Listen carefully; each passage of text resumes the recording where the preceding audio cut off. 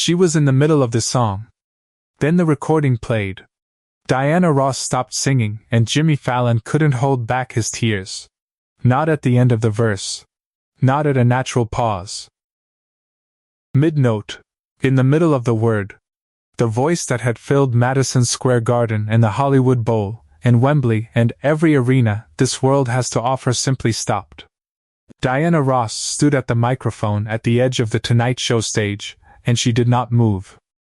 Her hand, which had been raised slightly the way it always rises when she reaches for the high notes, lowered itself slowly to her side. Her head turned a few degrees toward the speaker. Her eyes closed, and when they opened again, she was somewhere else entirely. Somewhere very far from Studio 6A. The music kept playing. 300 people stopped breathing. It was a Thursday night in early November, and the Tonight Show starring Jimmy Fallon was exactly where it was supposed to be. Studio 6A at 30 Rockefeller Plaza was full and warm and charged with the kind of electricity that only builds when the guest is someone the audience has been loving since before some of them were born. Diana Ross was there. The woman who gave the world stop. In the name of love and ain't no mountain high enough, and endless love. Who had stood at the center of American music for more than 6 decades. Whose voice had been the sound of something essential and true in the lives of every person sitting in that studio. She was there to perform. To talk about a new project she was proud of. The roots were warming up behind her, easing through a slow groove. The audience had been seated for 40 minutes. Everything was going perfectly. She came to the microphone, and the room rose as one. All 300 people on their feet before the band had played a note.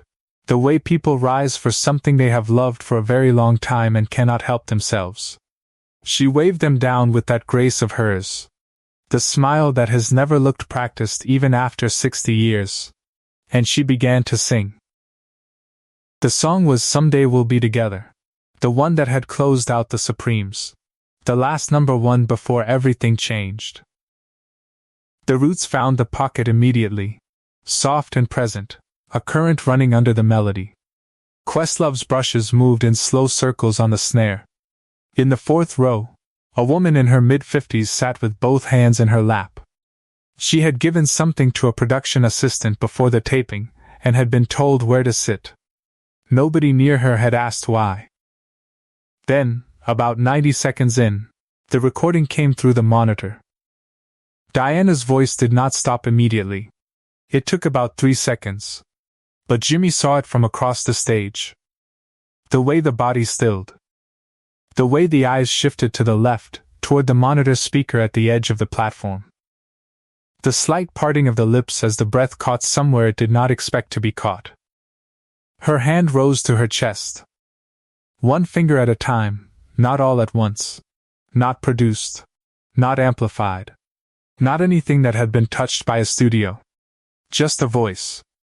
An old man's voice, unsteady with age and illness, singing the opening bars of the same song Diana was singing, alone in a quiet room, accompanied by nothing at all. Thin and trembling and absolutely certain of every note. Diana Ross stopped singing. Her head bowed forward. Her hand pressed flat against her chest. Diana. Jimmy was on his feet. Diana. Are you all right? The entire studio froze. The audience had no map for what was happening. Had something gone wrong with the monitor? Was she in pain? She was 80 years old, was she okay? The Roots stopped playing. The camera operators held position without a word from the director. The way people hold still when they understand instinctively that moving would be wrong. The brushes on the snare went silent. And then, from Diana Ross, barely loud enough to reach the microphone, a single word. Walter. Her voice barely above a whisper, but caught perfectly by her microphone. 300 people held their breath. To understand what happened next, you need to understand what happened in 1964. Diana Ross wasn't always Diana Ross. Legend and icon. In the winter of 1964, she was 19 years old, and the Supremes were on the road in the way young acts are on the road, before anyone has decided yet that they matter. playing dates in cities that were not Detroit, for audiences that had not yet heard of them, in rooms that were nothing like the rooms they would eventually fill. The world felt completely different then. The Civil Rights Act had just passed. Motown was still a small label on a street in Detroit. The Supremes had their first #1 that summer with Where Did Our Love Go? But one hit did not mean the road was clear, and Diana Ross knew it. One hit meant you had better be ready for the second one, and you had better sing every night like the second one depended on it. Because it did. In December of that year, they played a supper club in Chicago. A small room on the south side called the Blue Lantern, maybe 120 seats, tables close together. The stage barely raised above the floor. She remembers the room smelled of cigarette smoke, and the kind of cold that came in every time someone opened the door from the street. They were the opening act. They had 40 minutes and 3 gowns between the three of them, and Diana sang every note as though she was singing to 4,000. After the second set, a man came to the edge of the stage. He was 51 years old. His name was Walter Hayes. He had been a music teacher for 23 years at a high school on the South Side, teaching choir, teaching theory, teaching children that their voices were worth something, and he had come to the Blue Lantern alone that night. Because a friend had pressed the tickets on him, and he had nothing else to do on a Wednesday, and he was glad, he said, that he had come.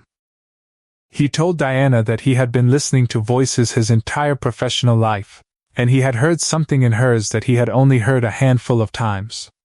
He said it was not about range, and it was not about technique, though the technique was there. He said the thing that made her voice different was that it sounded like it was singing directly to one person, even in a room full of people. Like every person in the audience believed the song was meant for them alone. He said that was the rarest thing there was. He said most singers spent a lifetime trying to manufacture it and never could. Because it was not something you could manufacture. You either had it or you didn't. She had it. Diana listened without saying a word. When he finished, her eyes were wet. She said, "Nobody has ever said that to me before. Not like that." Walter said, "Somebody should have. A long time ago." She asked his name. He told her. She took a cocktail napkin from the bar and wrote her name across it and pressed it into his hand. Not a signature. Just her name. The way you'd write it for a friend. He folded it and put it in the breast pocket of his jacket. He thanked her and put on his coat and walked out into the December cold. She never forgot what he said. Not once in 60 years. Subscribe and leave a comment, because the most powerful part of this story is still ahead. On the nights when the voice felt like it belonged to someone else, when the touring had gone on too long, or the room was wrong, or the sound system was fighting her, she found that sentence somewhere inside herself. Every person believes the song is meant for them alone. She used it the way you use something that is true. Which is to say, she used it constantly. And it never stopped being useful. Walter Hayes retired from teaching in 1998 after 37 years of choir at the same school. He lived in the same house on the South Side where he had lived for 40 years, his daughter Cheryl nearby. A record player he had owned since 1971 still running in the front room. Stage 4. Lung cancer, 6 months, maybe less. Diagnosed last spring. He spent those months at home, the record player still running. In September, Cheryl found him at the kitchen table with his eyes closed. Singing quietly along to the music, his voice frayed at the edges, but carrying every note. The song was "Someday We'll Be Together." She recorded it on her phone without telling him. She didn't want to interrupt. Walter Hayes passed away 2 months before this taping. Behind the scenes, Diana Ross had made a decision that defied every producer's expectation.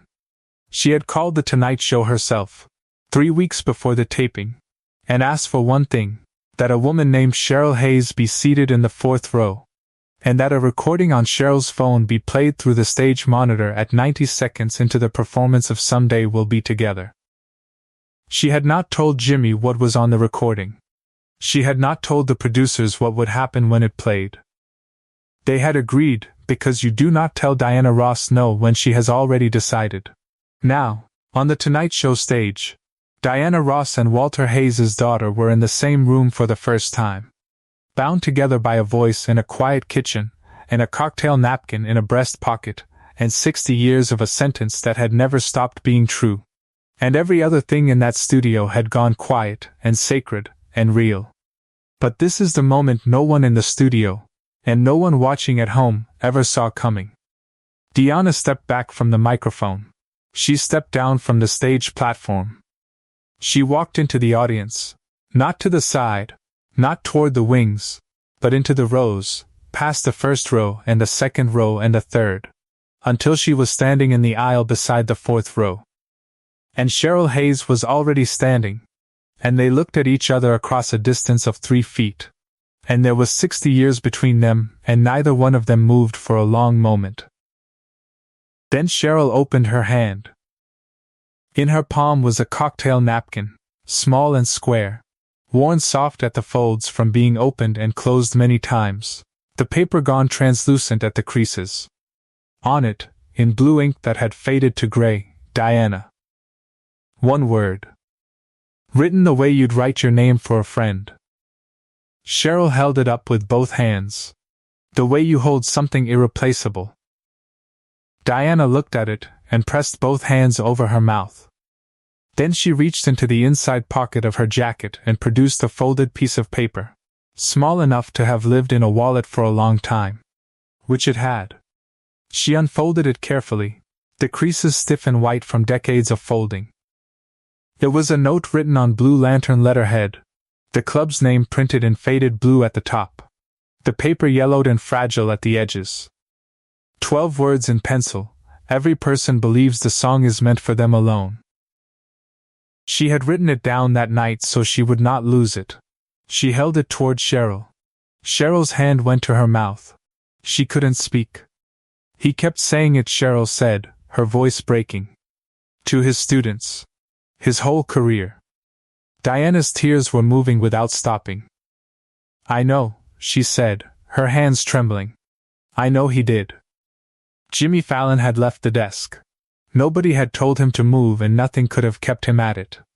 He was standing at the edge of the stage with one hand pressed flat on his chest, openly sobbing, not quietly, not in any way that held back, in front of every camera in the room without a single thought about the show. Folks, he said, his voice barely holding. Some things can't be planned. Some things just need to happen. Questlove had set his brushes down on the snare. He was standing at the kit, not playing, one hand over his heart, his face wet. The director had not called for commercial. The camera closest to the aisle did not pull back. The stage manager stood at the edge of the room with her headset around her neck and did not reach for it. Diana looked back toward the stage. She found Questlove's eyes across the room. Questlove, she said. Do you know where we were? He nodded. He picked up the brushes. He did not sit back down. He played standing up. The Roots came in soft behind him, and Diana Ross sang Someday We'll Be Together, from the fourth row of the audience, standing beside Cheryl Hayes, not at a microphone, just her voice in the open air of the studio. Not for the cameras. For a man at a kitchen table on the south side of Chicago, who had sung this song with his eyes closed. And for the daughter who had thought to press record. 300 strangers were crying. Holding hands with people they had never met before tonight. Jimmy Fallon was openly sobbing. Questlove was crying. The camera operators were crying. Cheryl Hayes stood in the fourth row of the studio audience with the cocktail napkin pressed to her heart, and listened to every note the way her father had listened. In complete silence. The way you listen when you understand that what you are hearing will not come again. The studio was silent when Diana finished. After the taping, Diana and Cheryl sat together for nearly 2 hours and Cheryl played the recording again on her phone. Diana listened with her eyes closed. When it ended she sat without speaking. Then she said, very quietly, he still had it. right until the end. 2 months later, the Blue Lantern cocktail napkin was placed on permanent display at the Motown Museum in Detroit, beside a photograph of the Supremes from that same 1964 touring period. The note on Blue Lantern letterhead rests beside it under glass. Jimmy Fallon keeps a copy of The Kitchen recording on his phone. Before every taping he listens to 30 seconds of it in his dressing room. He has not told many people that. He has also not stopped. Share and subscribe. Make sure this story is never forgotten. Because some teachers spend 37 years handing something to their students that they can never fully name. Because some sentences are so true that a person carries them for 60 years and they never stop being useful. Because the rarest thing there is cannot be manufactured. It can only be recognized. And sometimes it takes 60 years for the recognition to come back around.